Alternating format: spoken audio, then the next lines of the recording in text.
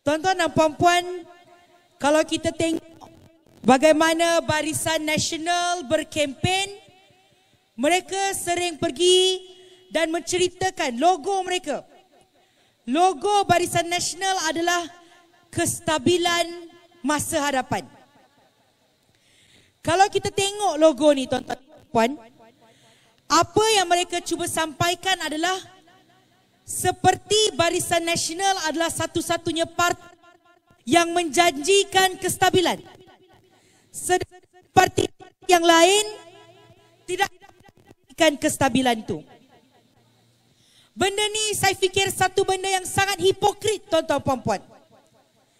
Kalau kita lihat pada 9 Mei 2018, saya ingat dengan sangat jelas kerana itu merupakan kali pertama saya mengundi. Saya sangat teruja untuk pergi mengundi. Dan apabila keputusannya menceritakan bahawa Pakatan Harapan menang, betapa kita semua gembira tuan-tuan puan-puan. Ada antara kita yang sampai menangis. Kerana begitu lama kita mengharapkan perubahan. Berpuluh-puluh tahun kita menunggu perubahan.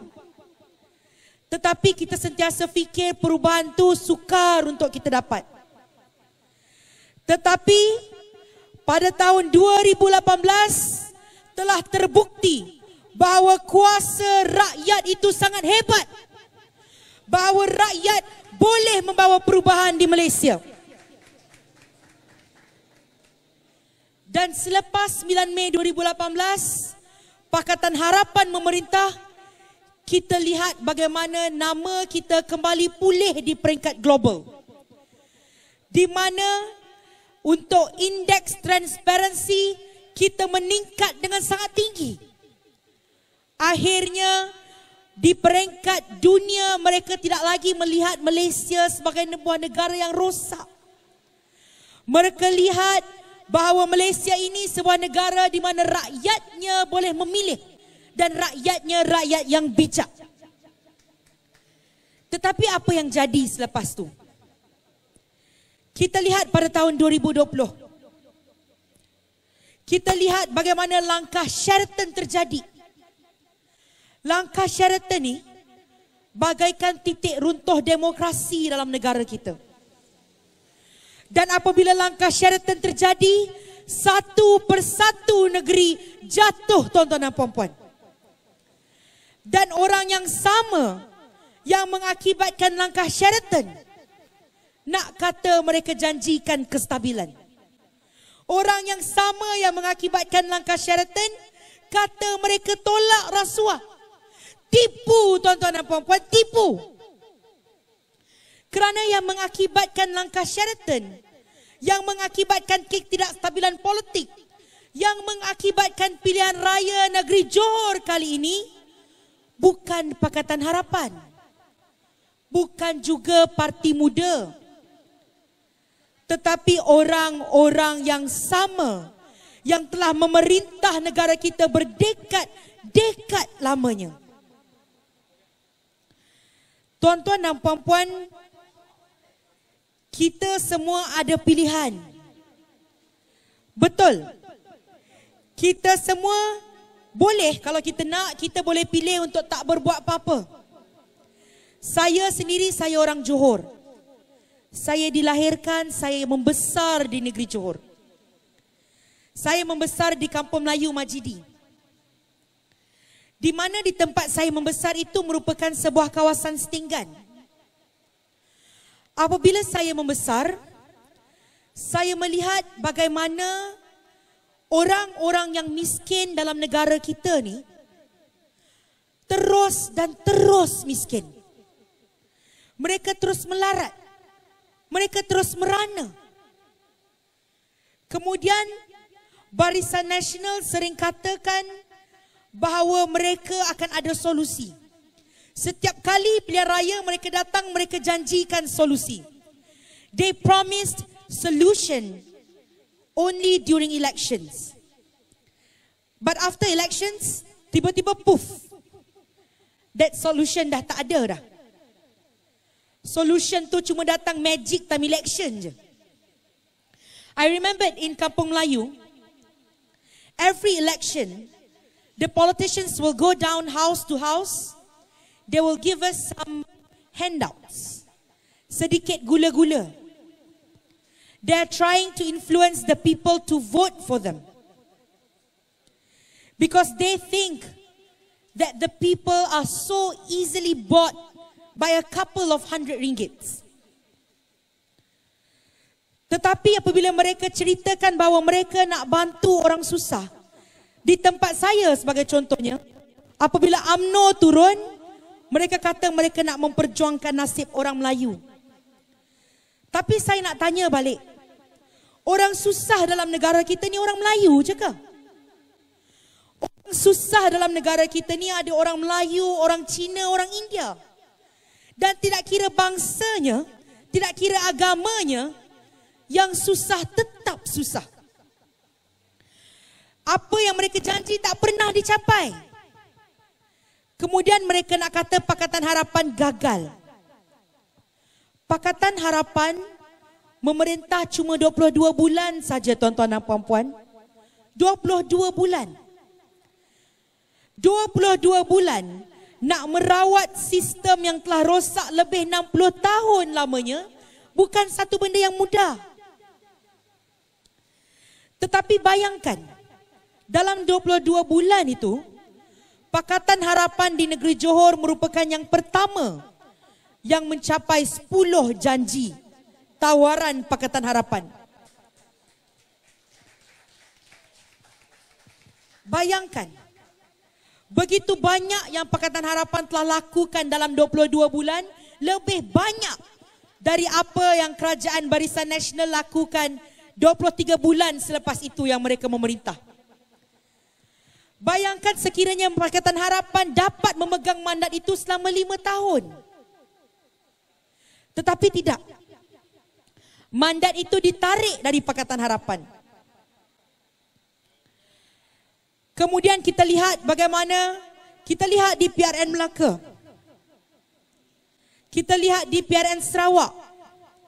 Voter turnout sangat rendah. Dan apabila mereka melihatkan voter turnout yang rendah ini, mereka terus rasa syok. Oh, memang boleh. Boleh kita buat lagi pilihan raya negeri. Buat lagi. Sebab tu jadinya pilihan raya negeri Johor. Kalau esok voter turnout di Johor juga rendah, percayalah akan ada lagi pilihan raya negeri di tempat lain. Mark my words. If tomorrow they win big, there will be state elections elsewhere. If tomorrow they win big, kestabilan politik yang mereka janjikan itu tidak akan ada. Tuan-tuan dan puan-puan, saya orang Johor. Saya tahu apa yang orang Johor nak. Orang Johor ni kita tak nak banyak benda. Kita bukan nak kaya raya, hidup mewah, hidup berjuta-juta ringgit. Bukan. Kita cuma nakkan hidup yang bermaruah. Bayangkan Johor ni terletak di tempat yang cukup strategik. Kita letak di sebelah Singapura saja. Tetapi kalau kita bertanyakan kepada orang-orang Johor, terutama sekali anak-anak muda di negeri Johor, mereka tak mahu bekerja di negeri Johor. Mereka nak bekerja di Singapura. Mereka nak bekerja di Kuala Lumpur. Kerana apa? Kerana negeri Johor ini tidak dapat menjanjikan mereka gaji yang bermaruah. Negeri Johor ini tidak dapat menjanjikan mereka peluang pekerjaan yang bagus. Kita tidak dapat menyediakan semua itu untuk orang-orang muda di negeri Johor. 60 tahun mereka memerintah, benda-benda ni semua tak ada. What made us think that after 60 years, suddenly this can all change? Kita dengar nama Johor itu sendiri. Johor datang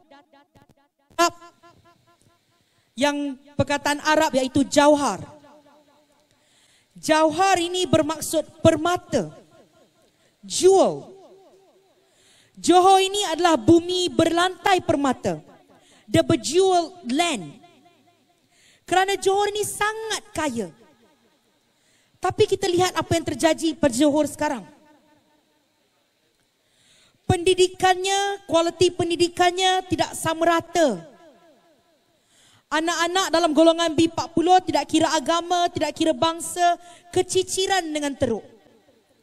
Dari segi pekerjaan tidak kompetitif jika dibandingkan dengan Singapura dan Kuala Lumpur. Dari segi gaji sangat sukar untuk orang muda hidup dengan bermaruah. Daripada segi rumah, jangan cerita tentang rumah mampu milik. Rumah mampu milik ini sebenarnya bukan, tak ada pun. Orang Johor cuma mampu tengok saja rumah yang dibina. Bumi yang berlantai permata ni, tetapi kita sangat dependent dengan ihsan orang luar. Sebab itu bila Pakatan Harapan, bila Parti Muda masuk dalam pilihan raya kali ini, kita menjanjikan bahawa kita benar-benar ingin berkhidmat untuk rakyat. Kita berjanji bahawa kita ingin kembalikan maruah hidup untuk rakyat Johor. Kita berjanji bahawa adun-adun yang telah dicalonkan, semua ini adalah orang-orang yang ingin turun ke lapangan, berjumpa dengan rakyat, bertanyakan masalah rakyat. Saudara Liew Chin Tong sendiri has an amazing track record. Siapa yang tak kenal saudara Liew Chin Tong di Johor? I mean, not to speak about age, tetapi I remembered growing up, I always knew Liew Chin Tong. And I always know how amazing he is. And I know that Don Perleng would be so lucky to have Liew Chin Tong as your adun.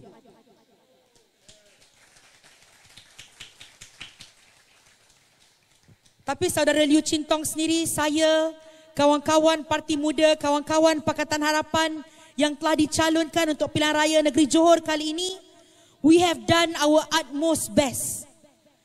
Kita telah berkempen selama 14 hari tanpa henti.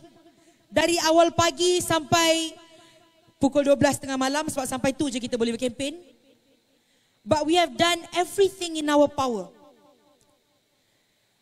But the final call, the final decision is not in our hands. The final decision rests in the hands of all Johorians. Orang Johor sekarang ini ada peluang untuk mencipta sejarah.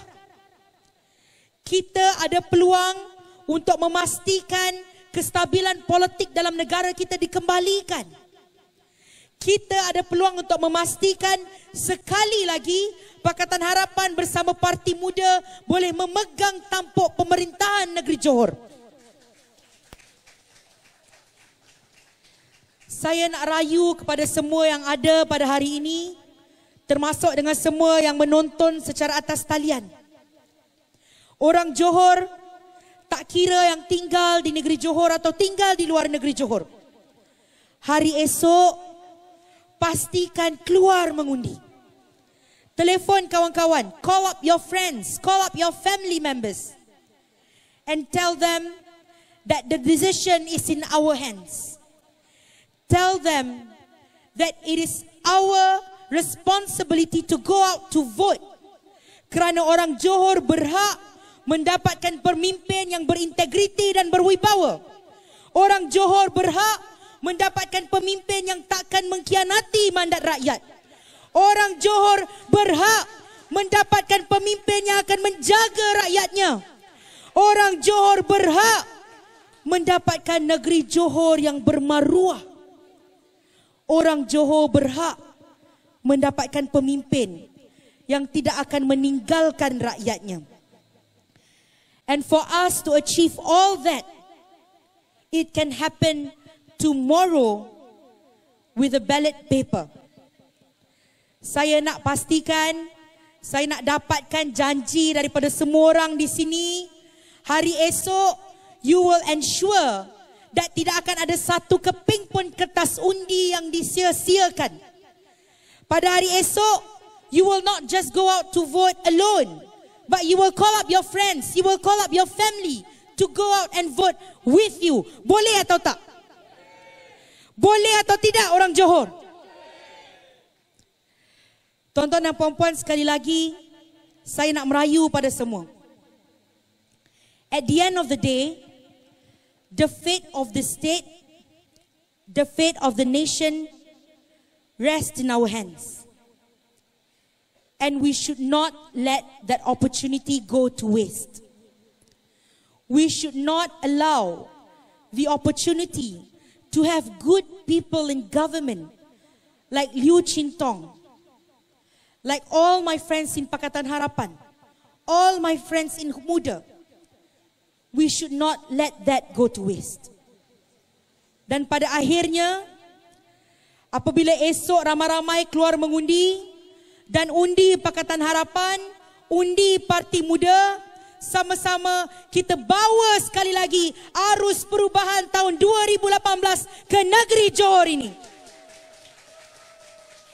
Saya nak ajak ramai-ramai, kalau saya sebut Johor, semua sebut bangkit. Boleh? Johor! Johor! Johor! Sekian, terima kasih.